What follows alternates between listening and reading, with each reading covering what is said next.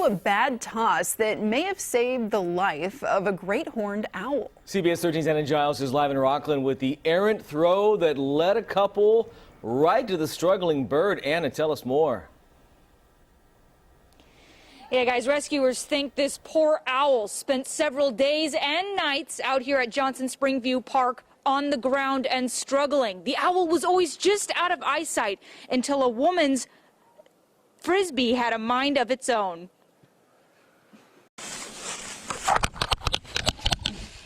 Making no noise and blending into the color of the ground, this great horned owl needed a miracle. Thankfully, it came in the form of a bad Frisbee throw and a kind-hearted couple. I mean, I guess it was lucky for us. I had a bad shot because it was, it landed down there and I kind of had to crawl back down in the dry creek bed to find my Frisbee. But during an afternoon at Johnson Springview Park, Dominique Peterson's unlucky shot turned into what might be the luckiest day of this owl's life. He had flies and bugs all over him, so he had to have been there for a while.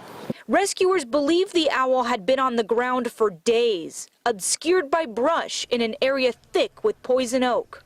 It looked like he didn't have an eye, maybe it got scratched out or something. The owl had punctures in its beak and all over its face. The poor animal was covered in ants. Rescuers think it may have gotten into a fight with another animal. He looked sad. He looked so sad. I could just see, in his face that he just, he looked miserable. Once you got real close, he picked his head up and looked at us and just laid his head back down. Dominique and Cody immediately called a local rescue group's hotline. A rescuer responded within minutes and says if the couple had not found this owl, it probably would not have made it. You couldn't even see him unless you were right up on him within a couple feet. A couple who had just moved to Rocklin and wanted to get to know the area ended up giving back to its wildlife.